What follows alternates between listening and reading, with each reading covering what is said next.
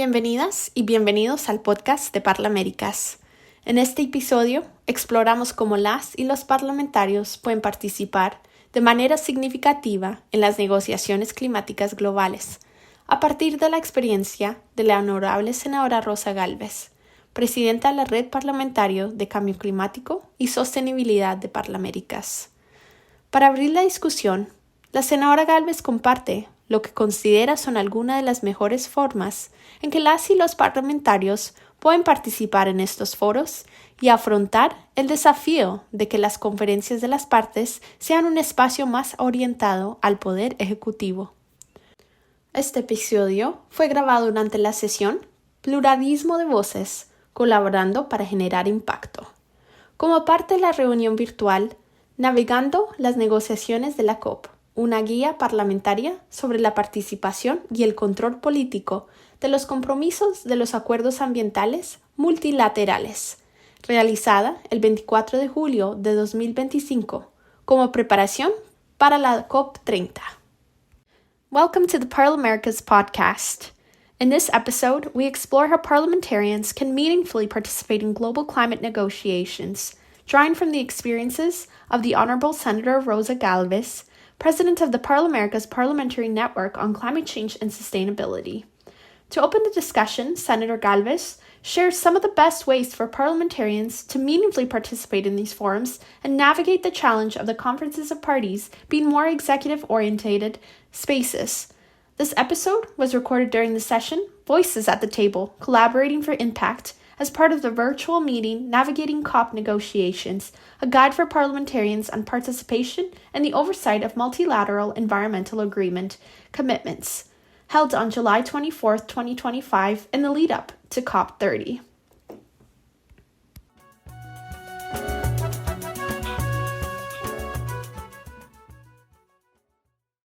He asistido a varias COPs en diferentes contextos y con distintos objetivos. La primera COP a la que asistí fue la COP en Lima en 2014. El tema ya era economía verde en ese tiempo.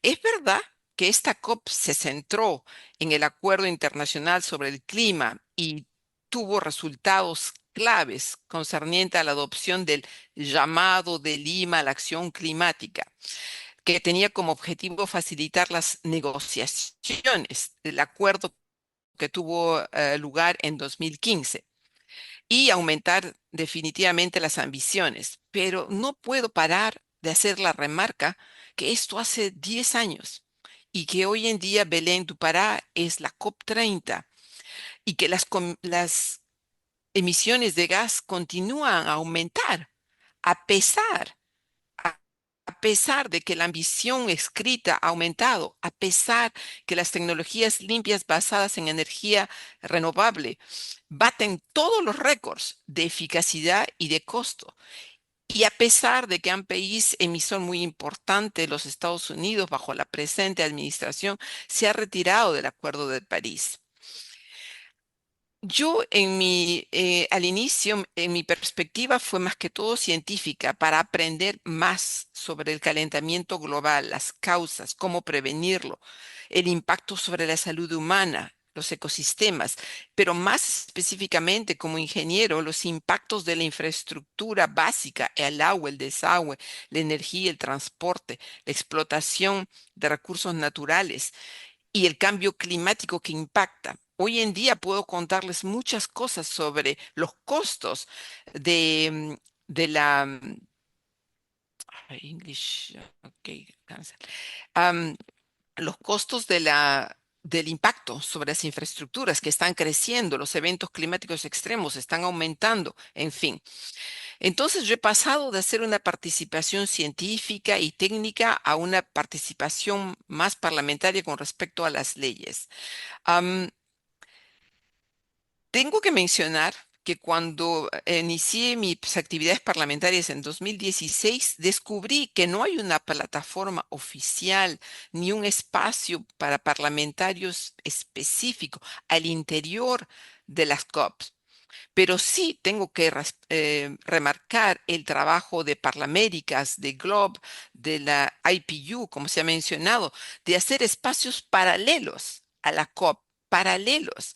Inclusive IPU tiene un espacio al exterior del sitio donde se reúne la COP.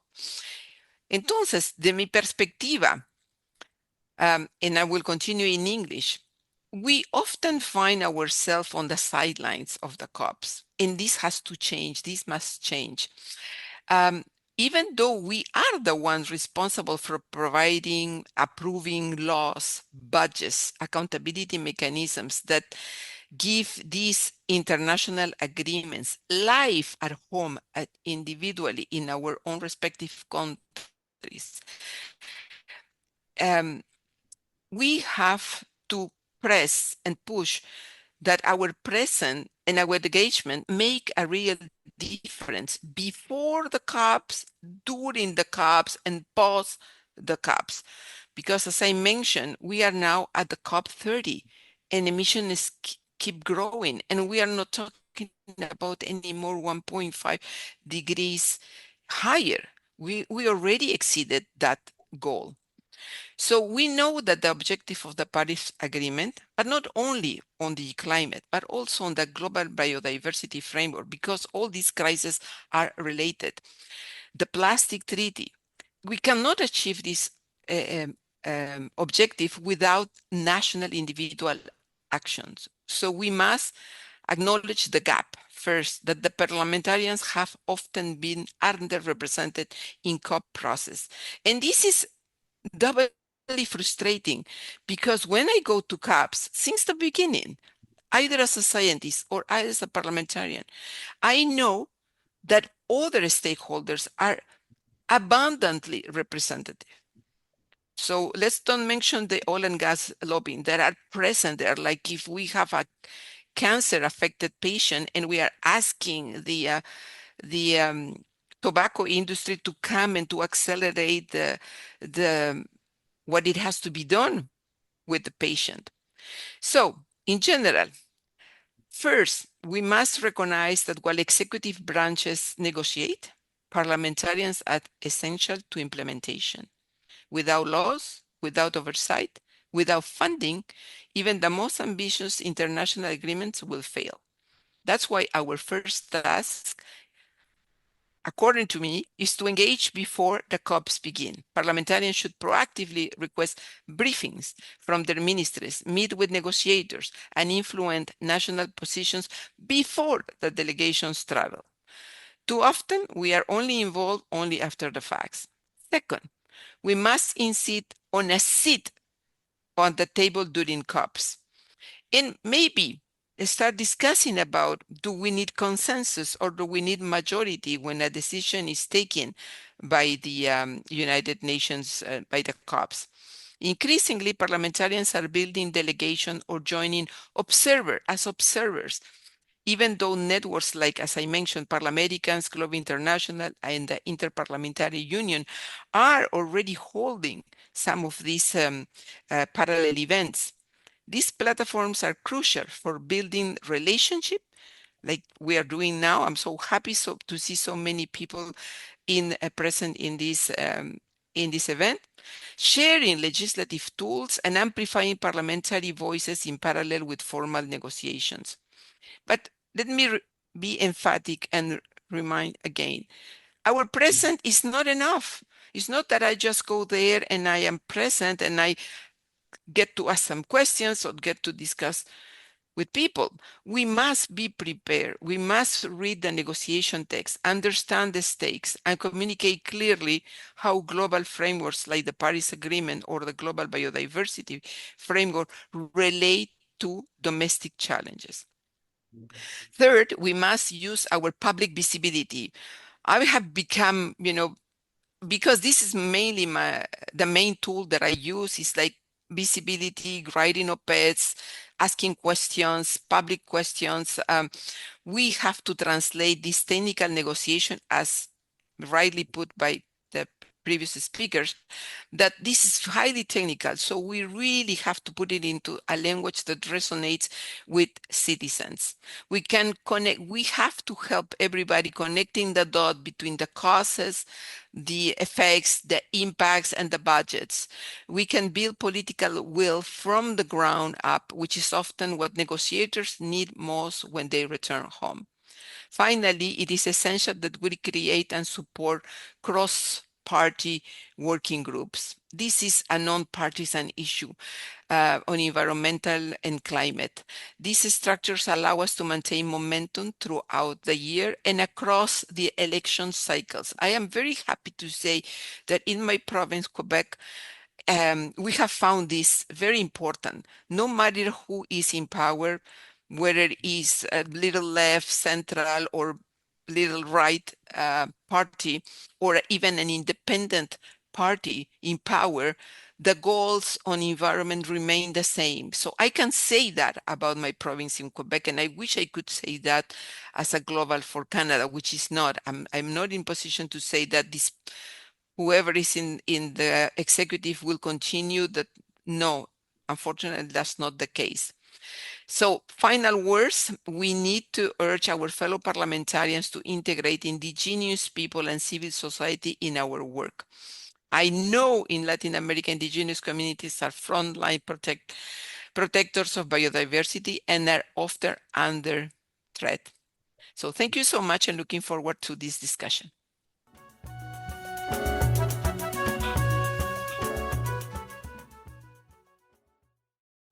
Later in the discussion, Senator Galvez highlights the manner in which she has approached her oversight work before and after the COPs to ensure that the executive follows through on the commitments made in those spaces. Más adelante en la discusión, la senadora Galvez destaca la manera en que ha abordado su labor de supervisión antes y después de la COP para garantizar que el Poder Ejecutivo cumpla con los compromisos asumidos en estos espacios.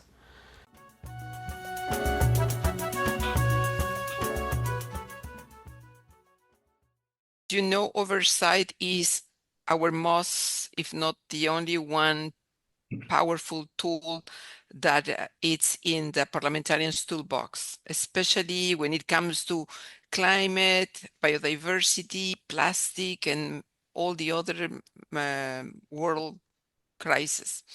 And the commitments that we have done in these international agreements that stretches across decades. So before the COPs, I used tools such as written questions to ministers in committee appearances and public statements. I press as much as I can for transparency about the negotiation positions and how they align with our national priorities, with national NDCs. And I also ask whether indigenous group and scientists has been consulted or youth groups have been consulted in the prepared positions. So usually, you know, there is a political outlet, but also big medias, written medias, where you can publish the answers from these questions made in parliaments. During the COPs, I try to be in most of the official events, and I am an observer of the negotiations. And I also demand from my Minister of Environment to organize meetings in the morning before, so we are up to date of what's happening. It's so important to be present and to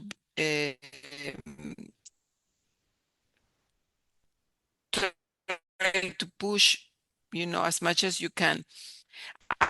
It's interesting to parliamentarians that are present there, and we can form some groups and try to be also again present during these negotiations.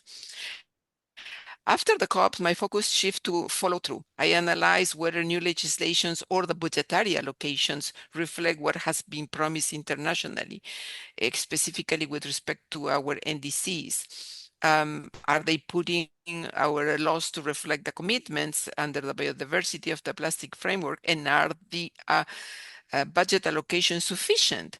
And they have their own performance indicators. So I try to see that the functionaries are keeping up with the performance that has been promised. In Canada, I use the Senate committee studies, audits, and motions to monitor this alignment. I work also, as I mentioned, with cross-party. I'm an independent senator, so that is helpful sometimes to talk to people from other parties and just hold a discussion from a neutral position. I try to keep this discussion in the public eyes, nationally, internationally, because when citizens are informed, governments are more accountable. And oversight is not just about criticizing, it's about constructive, putting the expertise. In my case, I have expertise, so I try to provide with ideas, with alternative, and to these performance indicators, that how are they chosen and how are they used. And specifically, I would like to mention as the last point, a specific initiative. So I'm involved with the Parliamentarians for a Fossil-Free Future. In 2021 at COP26, 19 parliamentarians from 10 different countries launched the Parliamentarians Call for Fossil Fuel-Free Future. Today, there are more than 1,000 parliamentarians from 95 countries in the network. So I invite you to take knowledge and know more about this. The first project of the network was called Global Parliamentarians Inquire into the Progress of Fossil Fuel Phase Out, that was initiated to harness the voice and influence parliamentarians. In December 2023, during COP28, we produced a preliminary report with initial findings and recommendations that was released. Recently, for a fossil-free future, this group, we launched another parliamentarian inquiry into the progress of fossil fuels phase out in the Amazon. Why? Because if we protect the Amazon, we are being more efficient, because we are attaining not only the objectives for preserving carbon sinks and reducing emissions, but also preserving and conservation of the biodiversity, which is the other major crisis, planetary crisis. So if we can start by protecting such a wonderful and important, critical part of the planet, the Amazon, from the terrible effects of pollution, I think that we will have progressed much quicker in our endeavors.